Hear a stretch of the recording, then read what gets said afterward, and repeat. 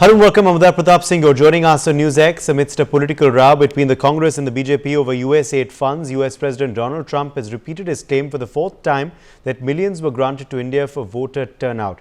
Invoking tariffs, Trump stated that the US is giving money to India for elections, money that India doesn't need. Trump's latest salvo comes after a media report claimed that $21 million in USAID grant was allocated in 2022 for Bangladesh, not India. The Congress, waiving the report, dismissed the BJP's charge of alleged foreign interference in India's electoral process. Trump had earlier added that a $29 million fund was granted to strengthen the political landscape of Bangladesh, which directly contradicts the claims made in the media report. Trump's fresh statement comes after he defended Elon Musk's decision to cut the aid to India. Musk's Department of Government Efficiency had earlier flagged the money to be being given to India. Musk's move itself had raised eyebrows. It ignited a war of words between the BJP and Congress, both parties levelling charges of interference. What's interesting is that this grant was linked to a coalition of NGOs, the CEPPS, which in turn is linked to the International Foundation for Electoral Systems. Well, in fact, External Affairs Minister Jaishankar is looking into the Trump administration's claims, branding the revelations as concerning. Dr. Jaishankar emphasized that USAID was allowed to India in good faith to do good faith activities, but now suggestions are being laid out from America that activities were done which were in bad faith. He added that it is worrisome, and if there is something to it, then the country should know who the people are who are involved in it. Well, in fact, let's quickly listen in to the latest statement by the US President. We're giving money to India for elections. They don't need money. They take advantage of us pretty good. One of the highest tariff nations in the world. We try and sell something, they have a 200% tariff, and then we're giving them a lot of money to help them with their election. $32 million. Joining us live is Ambassador Bhashwati Mukherjee, former diplomat. We also have Dr. Monica Verma, International Affairs expert, live with us. Major General Rajan Kochhar, defense expert, is joining us live. Gautam Mukherjee, senior journalist, is also with us on the broadcast. Ambassador Mukherjee, what do you make of these repeated claims by Donald Trump, but now this report also that has emerged, media report, which says that this money was actually not sent to India, but it was sent to Bangladesh. In fact, it's something that the Congress party also now has raised. How will we get to the bottom of what actually happened, how much money did go to which country, and for what it was used? To have a robust internal inquiry into this matter. And we have to also request the United States to cooperate with us and give us information. If it is confidential, it can be done through intelligence agencies. That's a well-known way of doing it. From their intelligence agencies to us, because we have already, as a robust democracy, we have procedures by which political parties have to go public on the sources of funding. There's a whole process for it. So if this $21 million, as you originally said, was given to this coalition of NGOs, I presume they are an international or Indian coalition of NGOs, we have to then find out first internally where the money went. Did it go actually for influencing voters, which means did it go to manipulate the electoral process? To what extent it succeeded or not would be the second question. Or did it, or was only half of it given to us and half of it to engineer regime change in Bangladesh? But in any case, whatever be the final conclusion, Uday, what is very disturbing is that it would appear that US aid is an instrument, a mechanism of the American deep state to bring about political changes in countries where they want where the administration or government doesn't suit them. So we seem to be going back to the bad old days of the Cold War, when both the Russians, the USSR and the Americans used to use their funds and US aid to prop up their dictators or to bring down the other person's dictators. But we as an emerging country, in my firm perspective, we should also now stop receiving such aid. We give a huge amount of aid, for instance, to Bhutan and to many of our neighbors. We have a robust development cooperation program in Africa where we give our own aid. So I think it's time for us to accept that we have come of age, and accepting aid like this, whether through NGOs or directly, we should reject as a sovereign country and say that we will not take any aid from anyone. And as far as this is concerned, we must have a full and fair and inquiry to find out where this money went, how was it used to influence voters, in what context was it used to influence voters. That's also very interesting. Was it given to different political parties to offer freebies? Because freebies is a new political culture in India. To what extent it went to which freebie and to which party, and to what extent it went to bring about regime change in Bangladesh, which is also of great concern to us because it has opened up our eastern border and it is a direct threat to India's territorial sovereignty. And coming from Bengal, West Bengal, I can tell you it is a matter of deep concern to Bengal, to Assam, to the northeast, to the chicken's neck. So whatever the Americans may say or do sitting far away in the United States, these actions are directly affecting us.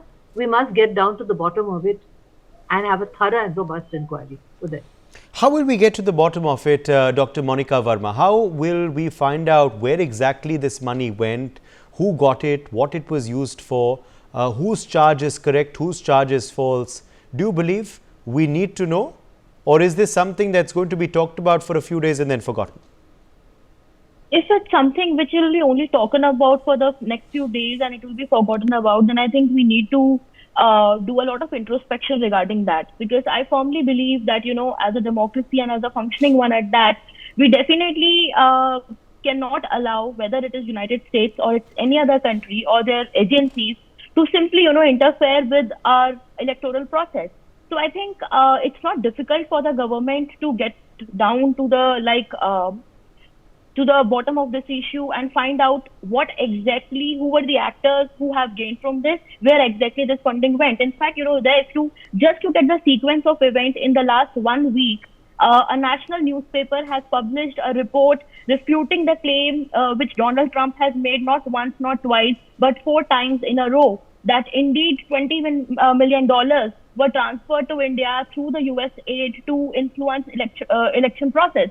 So I think if Donald Trump is time and again repeating it, but a national newspaper in India is going on the record, they're publishing so-called an investigative report saying that no, it was not meant for India. He miscommunicated. He did not present the facts as they were, and he kind of wanted to say Bangladesh, but he said India instead. I think there is enough material already, enough evidence already in the social media. Many people who do open source intelligence have tried to find out that this report is nothing but a very, very shoddy piece of work.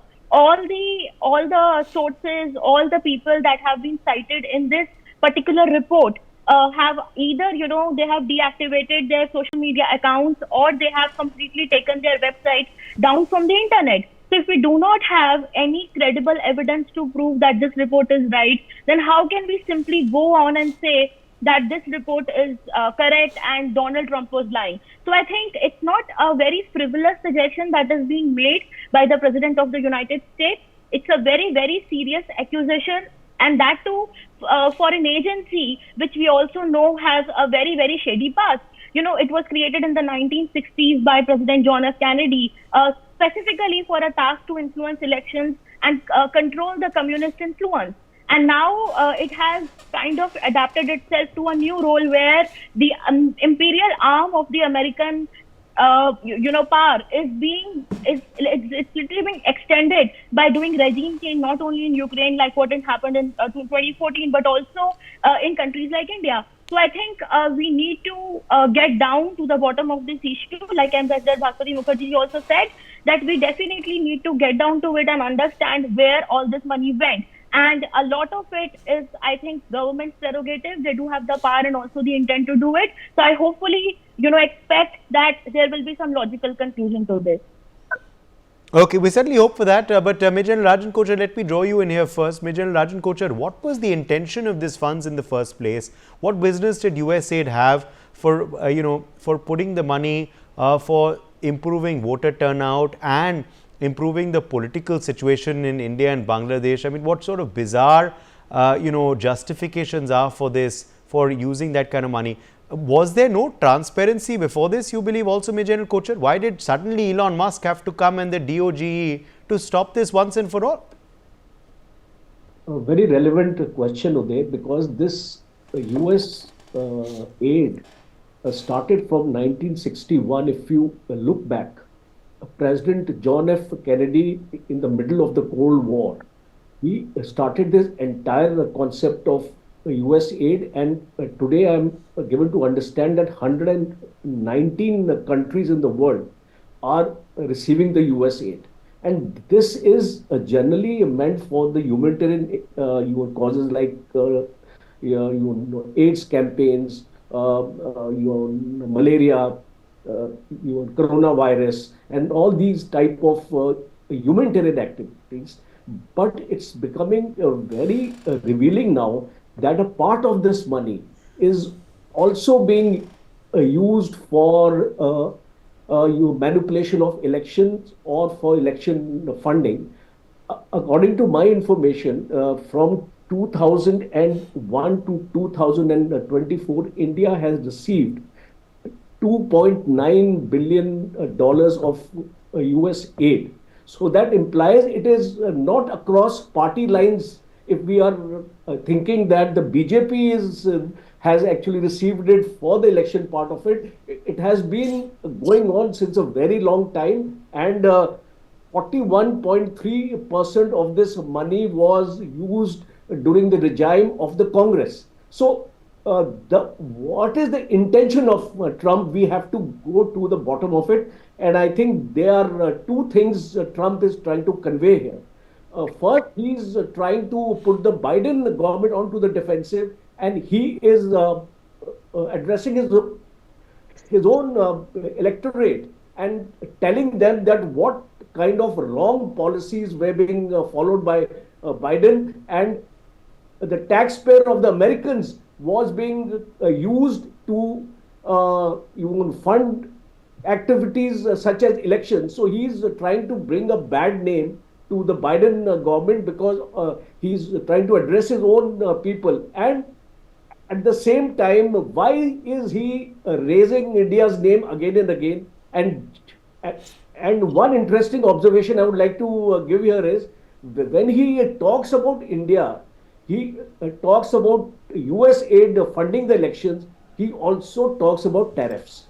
And he says that almost 200% tariffs are in India, and India has no right to receive the money. The first and foremost point is that why is he bringing the issue of tariffs into it? And I feel this trade agreement of India and the US, which has not been signed now, which is related to tariffs, which is going to take place in the next 3 months, he is trying to influence that, because apparently it looks like this. He's trying to put pressure on the Indian government to impose maximum tariffs, taking this argument that this US aid for elections was being given to you. India does not need any US aid. Also, he has made this statement. So I think this is an interesting observation of the statement made by Trump, where he is also taking the name of our Prime Minister.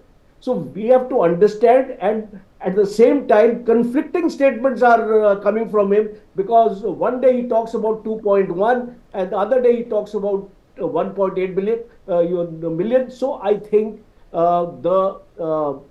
we have to decipher what he is trying to convey here. And of course, Ambassador Mukherjee has brought out a very important point, that what is the method of funding for the USA? Is it government to government, or is it government to NGO, or is it NGO to NGO? So this aspect, I think the NIA, the National Intelligence Agency, must get into the act, because a few years back I was reading a report of the NIA which had clearly brought about that there are some NGOs in India which are being funded by the Americans to influence the thought and actions of the people in the country. So I think this entire aspect needs a larger investigation, especially in India, because we have to be very, very careful who was receiving this money. Now, External Affairs Minister, Gautam Mukherjee, S. Jaishankar has already, of course, taken cognizance of this, said it's a very serious charge, and of course it must be now investigated. What would be a proper investigation? What would be a proper follow-up to these war of words that have erupted? What do you make to the politics as well, domestically? that has erupted in India after this, sensational claim by Elon Musk and then Donald Trump? Uday, to find who received the money is not difficult. It didn't come in via Hawala. It came in via official channels and was given either to a variety of NGOs or political parties or individuals. And so if the MEA institutes a investigation, it will surely be found. Now, the important thing is we don't really need this money. And as far as the BJP government is concerned, in fact, it appears clear that most of this money was used to destabilize the BJP government and Mr. Modi's government in particular. And if it was paid in before the BJP took power, then again, the idea was to influence various government decisions and prop up various authorities that the Americans might have found, sort of amenable to their causes. Now, going forward, we don't need the money, as Ambassador Mukherjee has pointed out, and perhaps we should refuse to receive any such aid in future. I also think as the general said, that it is juxtaposed with the whole idea of reciprocal tariffs. And here, I do believe Mr. Trump has a very solid point. Our tariffs are way too high, and this is not good for the consumer. I'm not sure why they're there. 100%, 200% on things as innocuous as walnuts, up to cars and vehicles and you name it, and we have massive tariffs. And if this reciprocal tariff, agreement results in lower tariffs, I think the Indian consumer is going to benefit. There will be a lot of items which are brought in. There are a lot of lobbies that like high tariffs because it protects their inefficiency, their lack of, it prevents competition. And as we were discussing in an earlier, panel discussion, that it is stunting our MSMEs because they are not able to thrive in an environment where the big boys control things and the small have no chance at all. MSMEs are attaching themselves more and more to large companies, to the defense industry, to electronics, and so on, as a method to come up. Startups, similarly, they have to attach themselves to some kind of revenue stream, which is usually provided by a large company or a government policy that is, a thrust area. And so in all of this, lower tariffs are beneficial. And we are not doing this with every country. We are doing this with the United States. And if this were to come about, I would welcome it with both hands. Uday. Okay, let me go back across to Ambassador Bhashpati Mukherjee now. Ambassador Bhashpati Mukherjee, also, of course, we perhaps have to see now also who was this foundation that reportedly got the money. Now, what the details, of course, that have come out is that it's gone, of course, to an it's gone to an NGO. It's gone to this this organization, of course, which does have, interestingly, it's a coalition of NGOs, in fact, called the CEPPS. It's also linked to international foundations for electoral systems as well.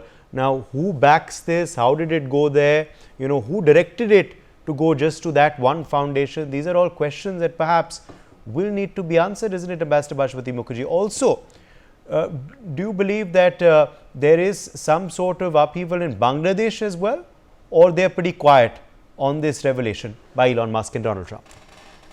Naturally, Uday, as far as Bangladesh is concerned, if Mr. Mohammed Yunus who's in charge of an illegal interim regime, has received this money, he will maintain complete silence because he is product of the American deep state. But for us, what is of particular interest is, for instance, has this money been used to foment unrest in Manipur? Has this money been used to foment disorder in the northeast? Will this money be used to destabilize a satisfactory process of stability as far as Kashmir is concerned? So there are many very disturbing issues, not just elections.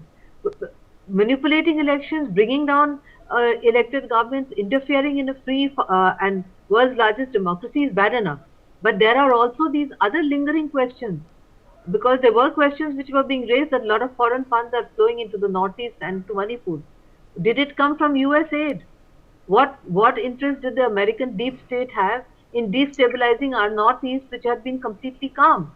And what interest did they have in bringing down Sheikh Hasina is very clear, because since 1971, when Kissinger and his master decided to send the 7th Fleet to bomb Kolkata Harbour, which didn't take place because Bangladesh was already liberated. Since then, the US governments have not had a comfortable relationship with Mujib or his heirs, that is Sheikh Hasina. So these are very troubling questions. But since, as has been rightly pointed out by Monica ji, it has not come through Hawala, it has come through, it's an open channel. So we will trace it out. And if we find that there are people in India also who are traitors and who are trying to destabilize India internally, they have to be given stringent punishment. And if we succeed in tracing it to where it came from, we have to deliver a strong message that destabilizing India will not help in reducing tariffs. We are not a banana republic, and we are not going to be subjected to such pressure. The matter of high tariffs is a matter of concern. It is high time that we started understanding that if we are connected to the world economy and trade, we have to bring down our tariffs. But it should not be perceived that it's being done under huge pressure. That is also not a good perception for India to give internationally.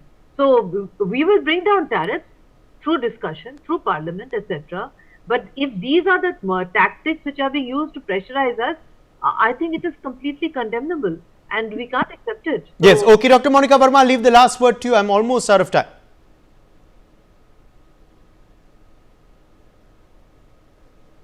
You're on silent. Dr. Monica Verma, can you hear me? Yeah. Yes, I can hear you. Am I audible? Yes, now you are. Okay. I think, Uday, it's a great start that Donald Trump has come into power and he's someone who has his own sports to settle with the American deep state. So I think with time there will be more revelations. He's already set up something so precious as the DOGE. So as in, whenever these accusations are being made, I think we as a sovereign country and someone who enjoys a great relationship with the Trump administration, we can definitely ask them for more proof and can just simply see, where all this money is going. So it's a great start. I really welcome it that Donald Trump has so openly, spoken about USAID and the kind of nefarious designs that it has got. But we need to now buckle up and make sure that we act on all the evidence. If US is more willing to give more details, I think we should definitely act on it. All right, let's leave it at that. My thanks to all of our guests for joining us on the broadcast. It's time to slip into a short break.